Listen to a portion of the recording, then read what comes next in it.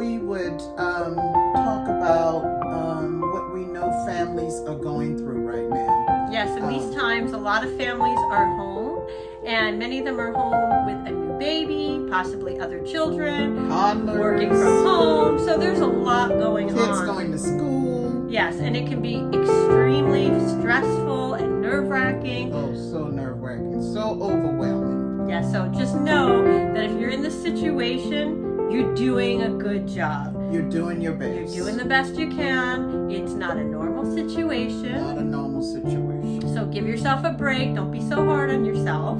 Yes. But just know that there are certain things that you can be doing when you have a new baby, particularly with all these other elements in play, is, keeping the baby on a good, solid schedule. It really helps a lot. Like maybe doing your baby's nap, or if you have a toddler, try and put them on the same schedule. Try and get them to nap the same time. And then maybe you can do a conference call for work, or get some work done around the house. Be smart with your schedule so that you can get more things accomplished, because it can be very overwhelming. Working, Yes. children, school, making meals. Yes, and you're trying to make sure in some cases that one child is on task for what they're supposed to be doing at their at-home At school, which is now in your home. Sometimes it could be, depending on the way your house is set up, it could be right in your work area or close to it. Exactly. So just know that, these are very challenging times for a lot of families. But if you do certain things like keeping a schedule and just going into it knowing that it's never going to be perfect. Never. You're going to have hard moments, bad Yes. moments. But at the end of the day, you do everything that you possibly could do Yes. within reason. Yes. And just know that you really are doing the best that you can. Yeah, because it can get chaotic and you feel like, oh, when is this going to end? And we don't know when it's really We going to end really for a don't lot know. of people, because so many people now are working from home. So And many. again, with a new baby, it's already overwhelming to just Without have all a new that. baby, right? Yeah. So, just getting those feedings on a schedule, getting those naps on a schedule, it really does make a difference. It's a little bit of a sacrifice in the early stage to get on track Yeah. for, positive results that grow and get better and better with That time. will benefit you in the future. Absolutely. Especially working into sleep training. All of that will benefit you if you take the time to do it now, along with all the other stuff that you have going on. Absolutely. But we know it's hard, and we just want you to know that we care. We do. And we know that, under normal circumstances, it's very difficult to have a new baby at home. Very Just normal difficult. circumstances. But nobody even has experience with the scenario that we've been under now for the better part of 6 months. Yeah, and we're then, close to 8 yeah. months now. Yeah, depending on Yeah, where you where are you when, are, when things you- close down. Exactly. Yes. Exactly. And, wherein maybe you can do takeout meals versus trying to do all the cooking at home. Absolutely. That will help you. Yes. If you can afford it. Along with, having meals together and talking about how everybody's feeling in the house. Yes, definitely finding that time to share your feelings with, your Each spouse. other. Yeah. And, just get things out in the open and talk about it so that you can get to a result Yeah. that will work for everybody, working together to just find your way in this new climate that we're in. Yeah, talking is the key so that everybody will be able to express what they're feeling. And children asking questions, why am I not going to school? Why are you working at home?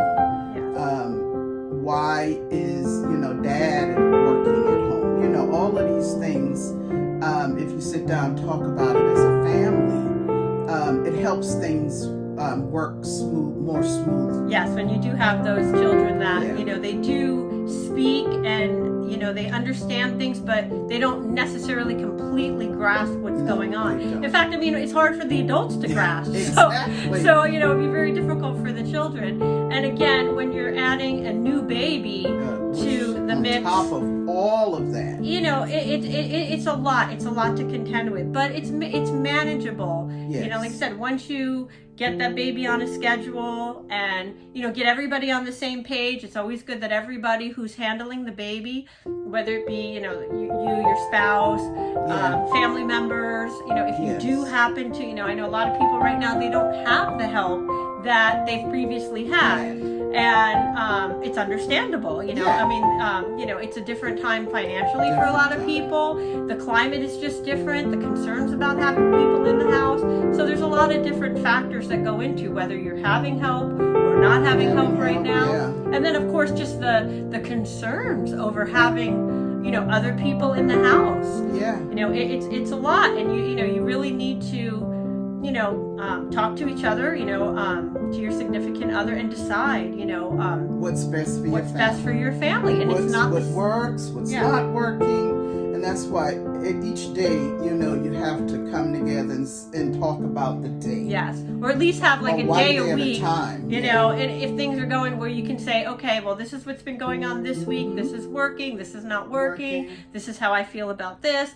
I'm not feeling good about that, and acknowledge the things that are going well. And again, things may change. You may be adding help, and if you are adding help, you also want to think about what does that look like. What are the expectations? You really will need to, if you are going to have somebody in your home, be very communicative with the people in your home so that there's no misunderstandings on what's expected as far as washing your hands and being sanitary and how you're going to conduct yourself in the house and be around each other, because we didn't think about any of this stuff before March basically of 2020. We just didn't think about it. No, because we didn't have to deal with it. Right, and now there's a lot to think about, but there's also a lot to be discussed, because you may be thinking one way about something and your significant other or your help may be thinking something else. So you really got to sit down and communicate and be open with each other so that you could come to a place where everybody can get on the same page. Yeah, because that's the key. Everybody needs to be on the same page. Yes. Because otherwise, disagreements arise, and tensions build, and that affects the baby as well as the other kids in the house. Absolutely. So, you just have to be aware of it. And we're not saying this is easy. Oh no, we know this is not easy. For us, yeah, so. It's not. It's definitely different. The good news about new babies is, I was actually, I did a social distance visit with a client, and I was very concerned because, I was going to be looking at the baby and like, oh, I have this mask on, and she says, that's all the baby knows, because nobody's been anywhere around that baby without a mask on. So the good news is, she was born, this happened, so she's used to it. So I think we have to understand too that, there's things that we may be very concerned about, like, the baby's seeing people in masks, that may not seem strange to the baby because that's all they know. And they're very adaptable when they're flexible. New. Yes.